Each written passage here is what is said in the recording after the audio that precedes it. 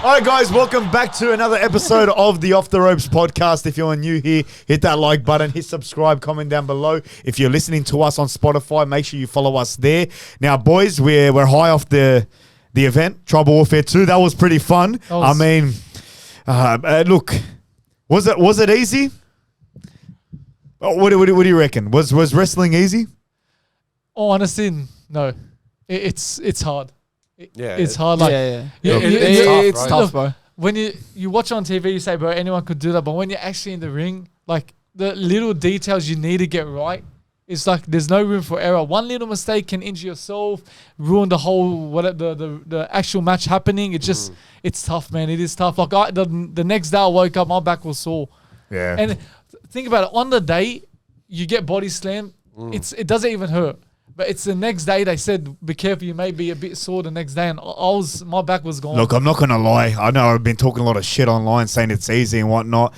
Kind of is hard. Yeah. Yeah, it and is. it fucking pains me to say it. Yeah. Because I know right now Vinny Vane's watching and his ego's through the roof right now after hearing me say that. But yeah, all right. Yeah, okay. It might be a little hard. Guys, if you missed it, we just uploaded our vlog from the event.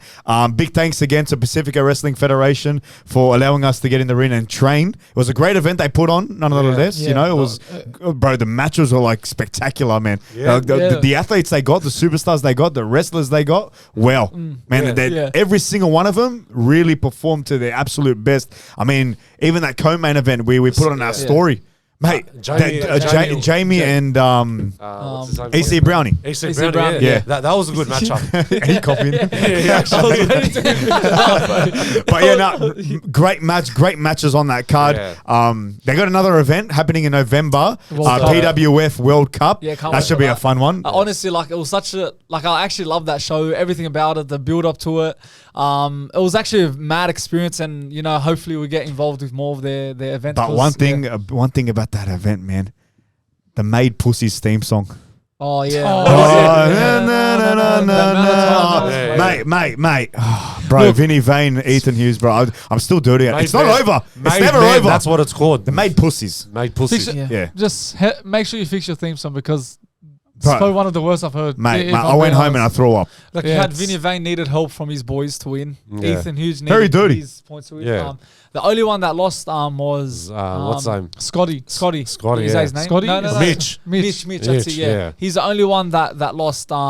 Would have been better if Vinny Vane or Ethan Hughes. But what was every single one of them are grubs. Every single one of them. What was even that girl that popped out of nowhere. Yeah. It was like just unexpected. It was like an RKO out of nowhere. Like she came out of nowhere. Literally.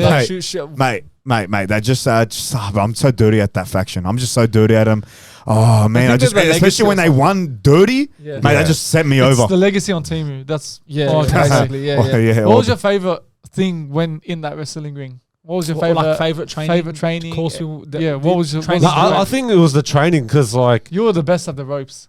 Look, I'm not gonna lie. That's the running towards the ropes, and when you turn, like it's actually very hard. Like you have to get used to it, especially because you have to because especially with the feet, you just have to don't give it away how they do it. No. I'm not saying, but it's just protect the business, feet, and you got to be like very look, all we can say is there's technique to it. There's a lot of technique. You got to get the rhythm right.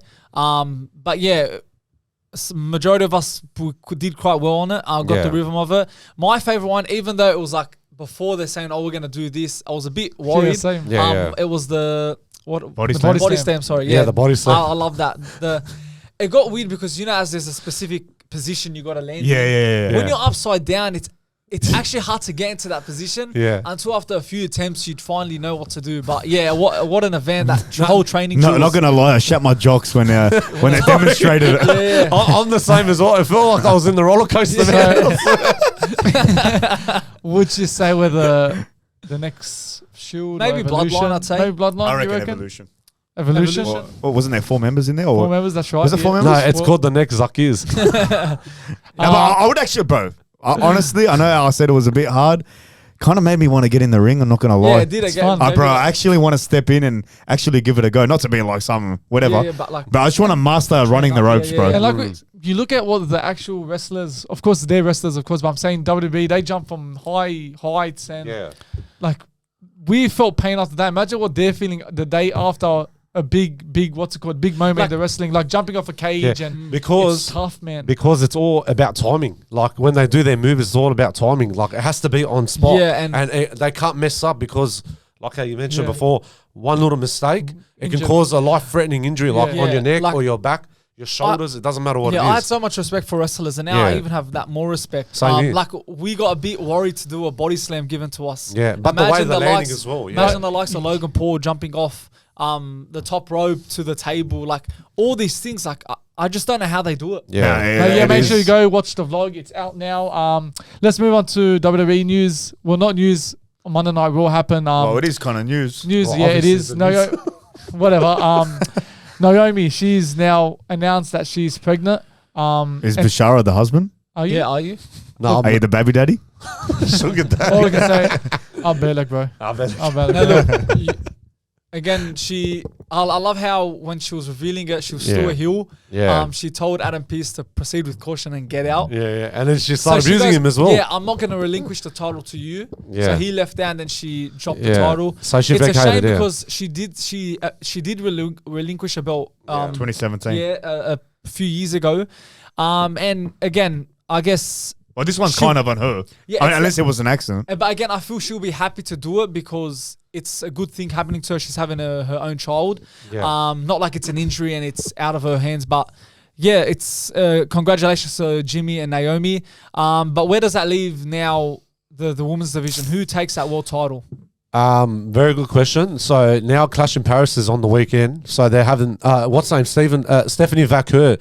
She's the number one contender.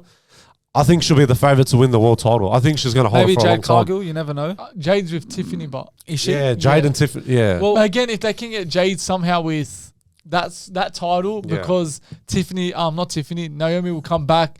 They still got a sort of a rivalry going on still, which hasn't ended.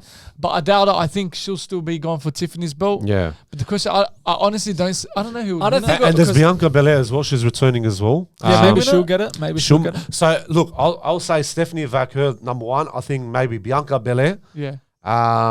Rhea Ripley's tag team. Ripley might be there. Maybe Io not. Sky. I think them two are looking for a tag team now. You can see they're starting to team up a bit. Yeah. Oscar and her other team member. What's her name? I don't know her name. But Kairi Sane. Yeah, they're having a bit of beef. So don't forget, we've got 9 months to Naomi out now. We'll probably get Stephanie win it. Then we'll probably get Bianca Belair win it. I feel as soon as Naomi returns, I think Bianca should probably be holding it. Yeah. Because then it builds that rivalry up with them because they have the history. Or maybe a Jade. Look, it'll be a switch around, but Stephanie obviously she'll win it. I'll say she'll probably hold it for 6 months during that reign. During that reign, sorry. And then that's when Bianca Belair comes in. And then when Naomi returns, that's when she'll get her title shot back so I think by next year, hopefully. They're the top 3 favorites. Yeah, that's the top I like three. Stephanie. I like Stephanie. Yeah, she's actually really good. Sounds Well, good. does she have a world title match at Clash in Paris? Because Yeah, she's the number one contender. So are they gonna have not like let's say a match where they determine her opponent for that belt? Yeah, well, I think that's what Adam Pearce is trying to. Ready, I think that's what Triple H is going to do the works now. So tournament. we don't know who Stephanie Vaquer is going to be. Like let's say a fatal 4-way and then the winner versus Stephanie. Or a triple threat. Yeah, something like that, yeah. Definitely something for the title. They have to, Yeah, it has to be because it's now vacated. So you need to have at least Stephanie Vaquer, maybe Io Sky. Yeah. Whoever knows who's going to be in Now there. let's talk about Chris Jericho. Yeah. Maybe making a return to WWE after liking a post mentioning that his contract with AEW is set to finish in December. He liked the post with it saying he could return to WWE. Is there anything in it? Is it just rage baiting the fans? Look, I think I think him liking it doesn't mean anything, but I think the fact that he's off contract, maybe they try and do something. Maybe, let's face it, his body's not in the right shape to be a wrestler. Maybe get him backstage, do like an R-Truth. What do you mean? He was in AEW. But I feel like, I don't feel, maybe get him a few matches, but I'm saying he can't be like in the picture of getting IC titles. Right, he was AEW champion. I just Yeah, I he think was. he's AEW world champion. Yeah, but I feel now these past he's just aging a bit now to that stage. Well, if Goldberg can return, he can return. No, I'm not saying he can return. Of course, he can have his matches, but I don't think he should be chucked into winning the United States and all these. Oh, he'll have one final run. It won't be. He'll get a run. It won't be long. It shouldn't be a consistent one where he's like fighting for belts, the IC title, United States. He should be like, as I'm saying, like an R-Truth. Yeah, Because I get it. A return would say maybe like if he returns, he could be in a picture of a title. I'm happy. Like whatever he does, if he comes, I'm happy. He's a legend of WWE. We've seen him over the years. I'm not against it. I think it's a great move. I agree with you, Shaba. And he actually accomplished everything in WWE. He's achieved everything. He's a Grand Slam champion as well. He's held many titles in the past as well. And especially like he held the AEW World title. I think even the AEW TNT title as well once. If he does come back, bro, there's a lot of dream matches that he can have. Maybe the list comes back. Maybe like he can verse Reigns, he can verse Seth Rollins, he can verse LA Knight, he can verse CM Punk. Yeah, there's a lot of matches that he can do as well, even SmackDown as well. Maybe a Royal Rumble return. Yeah, maybe he'll wait till then. Maybe he'll bring the rivalry with him and Cody Rhodes because Cody Rhodes when he was in AEW before, he can bring back the old matches like him and Cody Rhodes. Royal Rumble's already nearly here. Yeah, again. It's like around the corner. It's around the corner. That's a few It's more only months, like 4 or 5 months away. Yeah, far out. Even Edge, well, his contract ends on October. Can so he 2 more return? months, Can there be 6 a weeks, final match somehow with Cena? He comes in, maybe the company of WWE. In October, his contract ends. Yeah. But would it be the last match if he ever does it? I would love to see. I would love to see him sign just for maybe one more match with Cena. And then I'll take that. Yeah, I would love to see that. Cena brought Brock Lesnar back. He brought that idea back. So I think if Cena really wanted to, he can bring Edge back and get a good story. Can we talk to him why he's contracted? Because I know is I think you could. Since his contract's expired. I think you got to wait till it actually expires. Yeah, because it would be a very good move. Unless John Cena as a mate's talking to him, you never know, saying, if your contract ends, come, be part of my retirement tour. Because we all know John Cena and Edge, one of the best rivalries. That would be one the of last his match. best rivalries, if not his best. Yeah. Just again with John's when Edge changed the spinner belt to the rated R. Yeah, they've got so much history. I remember that era. Hotel apartment where John Cena came in, and just their history and what they've accomplished as wrestlers. It's just. It has to be there. Like you've done Punk, you've done Orton. It's not the same without Edge. But man, like I'll be so disappointed if he does come back and we do get Cena and Edge, and it just doesn't live up to what it's supposed to be. Yeah, I know. Granted, they're a bit older now. They're on they're more to the end than at the start of their careers. But bro, if that happens and it just disappoints, that's the thing with a lot of these matches. Like we all know how it should turn out, but will it turn out like that? And I feel at like 40, close to 50 years old. Cena's face now. So if it was like a Cena heel, I don't think it would have been the best. We saw with Randy, it wasn't really the best build up. But because now Cena's baby face, could we see? Would it be a better storyline with Edge as well? Heel, If Edge is heel, yeah, that's what I'm saying. for sure. To make it happen, Edge would probably attack Cena. Yeah, like after a match, spear him or something. But imagine just like. Again, we hear that if you think you know me, imagine that the stadium would erupt. Oh, everyone will be erupting. And like again, if we don't get it, it's gonna be like an opportunity that we miss. Like remember watching the Unreal documentary. WWE hate going down the path of if it didn't happen. So hopefully they get it done, and we're not saying if it didn't happen, it happened, and we get John Cena and Edge because. It's just, again, as I said, it's not a retirement tour without Edge and John Cena. Exactly. Well, speaking of John Cena, now John Cena admits his heel run wasn't the best. Basically said it was a failure. He was at an like a Comic-Con type I think expo. it was WrestleCon. I think WrestleCon, yeah. It was. Anyways, he was at one of those expos and somebody asked him about his heel run, and he said the promo that he did when he first turned heel in Brussels, he said that was a total failure. So he acknowledged it, saying... I think he went on to say something about the actual heel run, and then somebody asked him about The Rock and why he wasn't there, and he refused to talk about it. He said he'd talk about it, when it's all said and done, when his time at WWE is done. But that raises the question, well, is he right to acknowledge that it was a failure, or should he just hit it under the blanket and said it was all right? Like should he have lied, John Cena? I think it's good that he's been honest. I agree with him because you look at with the story. I think Brussels was a success. I don't know how you. But he got a lot of cheers. Yeah, so it wasn't your typical heel promo. What's annoying is because it's a moment we've never seen before. I think fans were just so excited to see this moment actually happen. So I think that's why the cheering were coming. But I think with this, I think it's completely fair for him to be honest, and he shouldn't lie because it was a complete fail. And it's not his fault. I think it's all because of The Rock's fault. Because I'm not sure. I think he was a part of it wanting to happen with Triple H and etc. And by him not even coming on the show and completely WWE just stopped talking about The Rock, why he made Cena turn heel, or bringing Travis Scott here with no Rock. Like, it's not Cena's fault. And I think he's sort of taking maybe a dig at The Rock that he was the one that's ruined this whole idea. He wanted it and he didn't even be a part of it. So I think, yeah, it's fair for him to be honest, because if he's lying, the fans are going to say, why are you lying? But in terms of, like, that was like one of the biggest WWE moments, if not the greatest WWE moment in history, him turning heel and to undermine his whole heel run. I mean, we all know it's not the best. Yeah. But like for the actual star himself to come out and say, it wasn't the best, but it is what it is. Yeah. Like, you learn from it. Yeah, you might. Yeah, you definitely learn from it. But the bloke's he's on his way out. How you gonna learn? What, you're gonna have another heel run? Yeah. So how you gonna learn from having a bad heel run? Unless he's healed in real life, which is like definitely not possible. Look, I think with The Rock, I think if Cody had turned heel, we probably would have seen more of The Rock. But I think Rock said, I think it was on a live on an interview, goes, I don't want to interview because I feel like I don't need to. Cena's already established himself and he can do it on his own.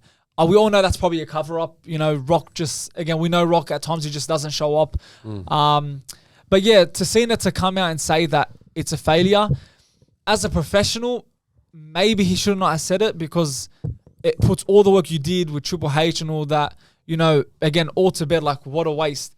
But you've wasted 5 months of your so like you're basically saying, I failed. Oh well, we wasted 5 months of the fans' time. And he said it during I mean, granted, we've seen John Cena for 5 months, something you don't see every year, especially in the last few years. But to see it, like, to say what you produced was shit and what WWE produced is shit. Like, bro, it's like we wasted our time investing our time. I think it was a massive curveball for WWE to possibly. They probably thought that Rock was going to be part of this a lot, and I think the curveball was Rock not even participating in it, and what Sammy mentioned about him trying to cover up all the issues. But I don't know, man. And a bit off topic, like in terms of storyline, like Cena all of a sudden turned babyface. Yeah, that but was like. Bro, like, as a fan, like, bro, you talk shit about the fans, especially as a heel. You said, "Oh, we're booing you way back then, and we don't deserve his respect, his time. He's trying to ruin wrestling." And then all of a sudden, it's like, "I was wrong," and then we're set to believe him. Storyline wise, kayfabe wise, but it's just, you know what I mean. Like, I feel like WWE should have really John Cena storyline. John Cena should have really explained himself as to, like, why he said those things and how he feels a lot of remorse for it. He's very sorry about it, like, towards the fans. And I feel like, I don't know, maybe they're set to still explain it, but I feel as a fan, it's like I need explaining. Yeah, like, I need this to evolve. Like, why did you do it? At that moment, everyone thought it was like, oh, he's fooling everyone. And he actually did turn face. Again, maybe down the line we'll get to see what really happened. Maybe still John Cena will explain it. But as you said, like, it just happened out of nowhere. He just turned face. I don't even think he said sorry in a way. He just said, I was wrong. Yeah. I don't know what. He's something about the I turned to the bad side, the dark side. He said, basically, I don't know what the exact words were, but he said he had bad influence. Yeah, and then it just turned babyface. And even when Cena turned to, like, he's a legend of the company, the best in the world. No one's going to, like, of course people booed him, but you're still going to get people cheering him. So they put themselves in a position where they want Cena to be fully heel, but they're still getting the fans chanting him. At WrestleMania, they were cheering him.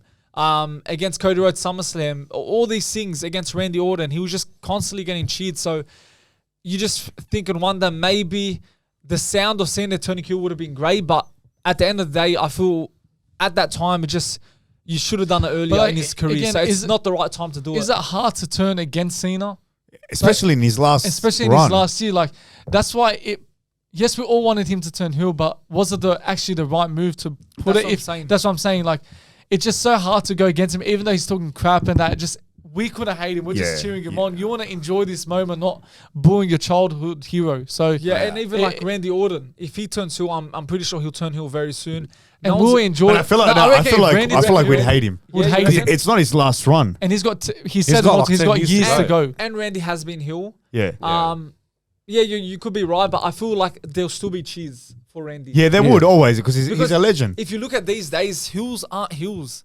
Yeah. You know, Seth Rollins. Yes, I'm feeling like with the generation we're in now, maybe Randy, of course, he'll probably get booed, but there's still going to be so many cheers for him because of how everything's happening. Because he's been in the game Seth for a very Rollins, long people time. still chant his song. Yeah. Exactly. So I don't know. It's a bit confusing. I feel like fans just like a catchphrase, like or yeet. Like if Jey Uso was to turn heel, you think fans would stop yeeting? Nah, mate, they paid their money. They're still going to yeet across the whole arena. But now let's talk about the disgusting act of wrestling fans body shaming Triple H, a 57-year-old Triple H, mind you. Yeah. Bro, what the fuck? That's social media for you, man. That's social media. Annoying, like he's had his prime. Yeah. At his stage, he was the biggest, the strongest, fit. But gets to a stage, you're 57. He's working on WWE, trying to get the business still going and succeeding.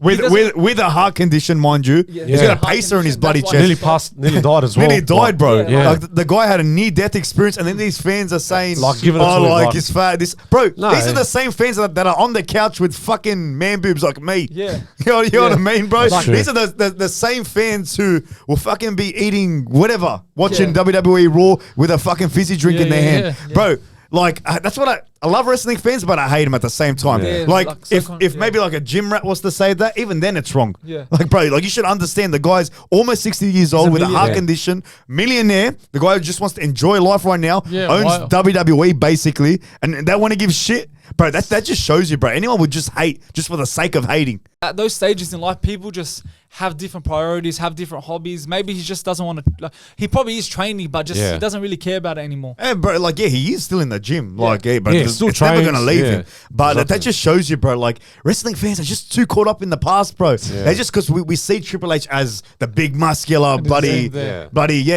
and then now he's the state he is right now, which is totally fine. And then they want to have a go at him, bro. Yeah, like everyone's gonna be like that one day. Obviously, like when everyone starts aging and that, like that's especially the WWE. Even at his age, he's still got a good still body, good, bro. You know what I mean? What about, it's because he's sitting down. When he was standing up, it wasn't that bad. Bro, it's just like I don't but know. he worked his ass off, and now he's becoming the biggest role in WWE, looking after the superstars, looking after the cameraman, looking after the refs, doing everything in the whole company because they've got to keep running and keep going forward. Because but like it shits me too. Like a lot of the fans were saying, "Oh, but Vince McMahon at 56 years old was built and this and that." Bro, Vince McMahon was on steroids, wasn't he? Yeah, he was. Bro, even at like 60 years old. That's I don't know right. if maybe he's still on it. I don't know. I still remember. But like people are comparing him to Vince McMahon. Nah. Bro, Vince McMahon didn't have a heart condition, bro. Triple H had the heart You know condition. what I mean, bro? But he actually was that Anyways, close to die. but Like, I know. people complain about everything. exactly. Every little thing, man. But it's not just Triple H. Now Shawn Michaels aged as well. Everyone's Undertaker, aging, they're bro. all aging. Everyone's It's called- smart. It's a part of it's yeah. It's called life, bro. Exactly. Now I've got a question. Has WWE been boring in 2025? Has it been very plain? It's been stale. Stale. Yeah. Like it's been on and look. Honestly, it's been a little bit on and off. Like I don't know. It's a bit funny. It's a bit confusing. It's a bit mix of everything. Look, I just feel. Let's talk about the first one. Yeah. Why it's been. Well, pretty start stale. of the year was pretty good. It was The with the Rumble, Royal Rumble Elimination Jey Chamber. Uso winning, John Cena heel. It started off good, but it's been stale. Like you look at it. Let's look at for the recent last 2 years. You look at a lot of wrestlers that haven't been growing and very young potential. You got Karrion Kross. We've always spoken about that. Austin Theory now he's injured. People think he's out of the business, but no one's too sure about that. Who else do we have? we got Chad Gable as Chad well. Gable, which he's again injured, I think. I feel he's they've injured. wasted his talent. Like Yeah. yes, it's something different with the faction, the American Made. You've got the El Grande, but I still think he's so much better than that. And I just feel they're downgrading him. And who else, Bashar, do we have there? Sami Zayn as well. I'm saying Sami Zayn I put down there, he needs a change. And I feel He needs to go back to his old ways. I'm seeing him, he's too boring, man. And the same character we're seeing every week. He needs to change. And that's what we always spoke about for the last month, about Karrion Kross should be the one turning him heel. Yeah, I feel like Sami Zayn's trying to be like a Cena. But at least when Cena was the good guy and was kept on doing it, people still, in a way, enjoyed it.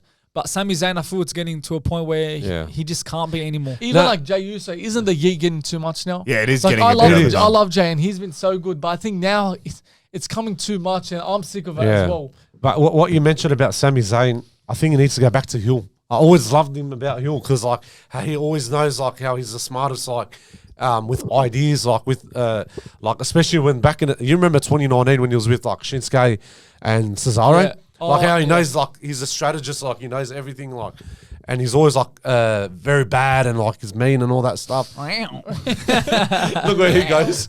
No, but in fact, like Sami Zayn, I think his character is good as a heel, yeah. not as a babyface. But what you said about Jey Uso, he needs to go back with his brother. They should be going back to No, he tag. doesn't, bro. So. Yeah, See, that's my they point. need to go back He's to it, too man. over. Come on, bro. What, bro? What? If he No, goes back to his brother, it's just gonna go down. But a level. why? What's your reasoning behind it? I just find that by himself, like he doesn't have anyone. I know he has Roman Reigns around him and his brother, but they need to go back together how they should be. For what from the reason? beginning. They had their moments. That's it. I think it's just like no, like in they've a had their sense. moments. They were there. They were together for their no, whole I career. know for the last like 15, 20 Yeah, years, so- but they need to go back to reform Uso's again. over with the fans, but the Yeet is getting overdone. That's just all. That's what it is right now. And it's just he's very bland in the ring. I mean, I've always been a fan of Jey Uso, but now it's getting overdone. And that's why I'm saying why it's been so plain this year is because for the last, this year most specifically is because they're not giving the wrestlers that deserve to be raised up because they're just promoting the same old wrestlers, Cody Rhodes, which is Like not the wrong. main You need stars, to do yeah. those main stars, but grow the ones that the fans want to see grow, like Austin Theory, like the ones we mentioned, Gable, Karen Cross. They're just doing the same thing with the same wrestlers and just fans are getting a bit too bored of it this year in 2025. That's how I see Like it. you got LA Knight always trying to get the title, and in reality, he's never getting it. Seth Rollins' faction has been very boring. Yeah, Paul there's Heyman, nothing in Seth there. Rollins, I don't feel they match. You got them bigging up Bronson Reed, Braun Breaker, and then they just say, "Oh, Bronson Reed's a Shulafala." Like, there's a big difference between Bronson Reed and Braun Breaker. And it's just the way this faction is. It's not making. It's sense. just not working. I don't like it. I don't think it's. and working. I don't like that Shula Fala gimmick. it's so- I don't like. I don't That like. is the worst. Yeah, I get the comedic side to it. Like he's stealing Roman Reigns' shoes and he's hanging it around his neck. But I don't see it past just like a comedy act. Like to me, it's comedy, which you do need in WWE, especially with the faction that likes to twist people's mind and like disrupt everything. And I get it. The tribal thief. It's created great catchphrases like the tribal thief, the Shula Fala. Now it's the Shunami. Yeah, Shunami. No, I like that one. No, You that's know a what? good one. I'll give it to I'm not gonna Heyman. lie, that's a good one. But in terms of how they're presenting Bronson Reed with shoes around his neck, he's more than a guy with with shoes around his neck. Yeah. You know what I mean? So yeah. I don't know. Like, hopefully they drop that gimmick. But can I say something as well? Like how we said about Seth Rollins, like faction that, when he went heel, obviously like after winning in the Triple Threat main event, winning the world title as well, cashing it in at SummerSlam, I thought he was going to bring back the old theme, the old theme that he had before. Song. What's that again? Which one? Seth Rollins one? Yeah, the original one. Yeah, that one. Yeah. no. That's so random. No, I'm being honest, bro. If you're going to become a heel, go back to your old theme song, like, bro. It still has the visionary theme song, and people still chanting his song. Do you feel with Seth he could have been just better with Paul Heyman on his own? Yeah, it could have been. Personally, I'm not enjoying this faction with Braun Breaker and Bronson Reed. I don't rate the it's just a faction. bit too boring. It's not working. It's not working. And Yeah. like when you look at Monday Night Raw last year and years before, you used to look forward to because of Judgment Day. You with the SmackDown with the Bloodline, but I'm not. I feel this is being very forced. Yeah. This faction. I think they're trying to bring it to the legacy, not the legacy. Sorry, the evolution back in the days, and I feel it's very forced. I would have just loved to see Seth Rollins and Paul Heyman, just like how we've seen with Roman and him, Brock and CM Punk. I think it would have been much better. Yeah, I mean, I get it. I'm not feeling it either. I feel like you can't have two big men in that faction. Yeah. Bronson Reed, Braun Breaker. I feel like there should have been like a middle ground man that just is a bit tough, Like but Austin Theory or but something. like an Austin Theory, like a bit smaller, has a bit more to his character than just a big man. A guy that just wrecks everything.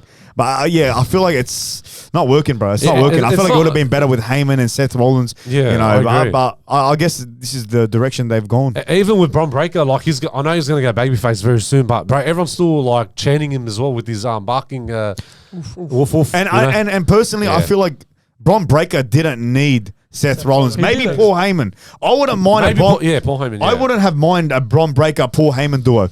than a Seth Rollins, Paul Heyman that do would it. have been good too. I mean, at the time, the storyline made sense for Paul Heyman to go with Seth Rollins.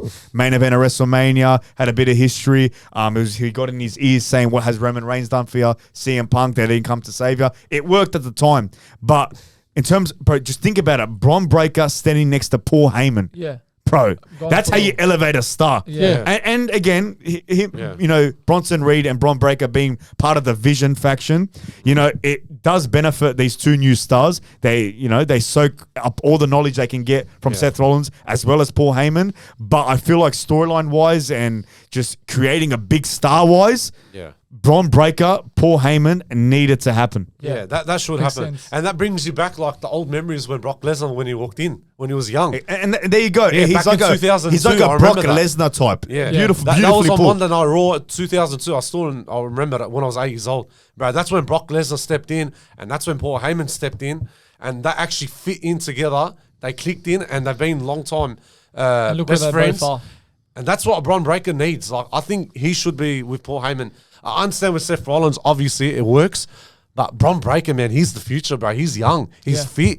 The bloke is ready to go, man. I think we're going to head down the line where I've said it a few podcasts that Braun Breaker will go on his own and I think Seth for the belt. it's going to about to happen. I think that's what's going to happen because the faction, we know it's not going to end probably sometime next year. Yeah. But I honestly feel it will start to fall because as I said, Braun Breaker looked at the title. Yeah, he actually did, yeah. So again, that's leading to Braun Breaker going on his own. That could happen by next year. No one knows what's going to happen. And I feel like that's what they should lead to. Yeah. Bro, they need to pump Braun Breaker to the moon. Yeah. They need to attach a rocket to his ass and send him straight to the moon. Yeah. Because this guy, I reckon he could be... He's the future, but I reckon he could be a big star by 2026, early 2026. Yeah. He's on track right now. He's part of the Vision faction again, part of a big star in Seth Rollins, a big manager in Paul Heyman. You know, bro, this guy's a Hall of Famer, for goodness sake. You know, I feel like WWE see that, and I feel like that's why I don't want to say it, but he could edge really close to the main event next year of WrestleMania, in my opinion. Yeah, it could happen. If it's not gonna, if they don't re-sign Karrion Kross, which I've said previously on this podcast, you know, had he still been in the company, I reckon, and had Triple H seen what we've seen in Karrion Kross, that guy would have been in the main event of WrestleMania. Yeah. But since his deal's over and I don't know what's going to happen, right now, Braun Breaker, I think he's got what it takes to be in the main event of WrestleMania. Maybe like a Braun Breaker, Seth. Yeah, Braun Breaker's the future. Him and Jacob Fatu. Jacob Fatu is even the biggest one too. Yeah. Like, he's building his character more now as a babyface as well. So it's good that Braun Breaker's doing it on Raw and then Fatu's going to be on SmackDown. That's why Triple H wants these two, the young guys, to be the future of and they'll WWE. do a face-off very soon. Exactly. And maybe potential world title matches together. They're building. And they'll be in the works, works, the next big things for WWE. Yeah, exactly. And what I like about Braun Breaker quickly is I like how he hasn't used his uncle and his dad for fame, for a leverage up to the top spot. You might hear it here and there. Yeah. Like Paul Heyman. Like in today's Raw. I mean, and I actually want to talk about what he said about Tommy Dreamer. Do you know the backstory about why he said he's dead? Or he should be dead. The backstory. The backstory was Tommy Dreamer way back when ECW was originally bought out of from WWE. WWE bought ECW. I think it was around WrestleMania 17, WrestleMania 18. Tommy Dreamer. So originally the story was Paul Heyman promised Tommy Dreamer that he will get him a contract in WWE because WWE had bought out ECW. Yeah, that was the story. Days, And then I don't know. Time went by. It didn't end up coming to be. He never got a contract, Tommy Dreamer, and he pinpointed it at Paul Heyman. So WrestleMania 17 or 18, I can't remember which WrestleMania, he was coming mid-broadcast to come and off the guy. Well, on the live broadcast. He was on commentary that event. Yeah. Wow. So that's why he said in storyline, he should be gone. He should be dead. Okay, so that's why everybody was erupting about it online and bro, that was Everyone a line and a crazy half. about that, bro. Bro, that's nuts. Well, Heyman's good on the mic, man. He's amazing. He's the GOAT. Like, he's the GOAT on the mic, he for speaks sure. so fast and he just knows what he's saying. Like, it's so Bro, he perfect. knows what he's talking about and he knows like what facts and that, bro. He's That's very why smart anyone man. who lines up with Paul Heyman is a certified star. And you can't mess with Paul Heyman. Paul Heyman's one of the best. I think he's the greatest. You know, honestly, I think he's the greatest ever on the mic. 100%. I agree. I put him over Cena, put him over The Rock. Not just that, way better than Vicky Guerrero, Teddy Long, all those. Like, I'm saying. Where did you get Vicky Guerrero from? I'm talking about. Excuse me. Mate, she had the most annoying voice on the mic. I don't think anyone's. And I just done it. I don't think anyone has her on on their top 5. I But know. I'm saying I put Paul Heyman over like, bro, the likes of Triple H on the mic, Cena, The Rock. Great Khali. Same Punk, you reckon? See him, bro. 100%. Well, probably That guy on the mic, bro. Like, I reckon if Paul Heyman was a pro wrestler and he was like as big as the pro wrestlers, that guy could have been the greatest ever. Yeah. But I It would've can been hear crazy. Paul Heyman all day. I swear, his voice is just like That's cute. it just stands out. Like I obviously, could sleep to it. just put it right in there. Well, anyways, as a wrap up for another episode of the Off the Ropes wrap. podcast. Fuck off, bro. If you're new here, hit that like button, subscribe, comment down below. At this point, they should bloody sponsor us by how many times you say it. But hit that like button, hit the subscribe button, comment down below. Other than that, it's been us and we're out.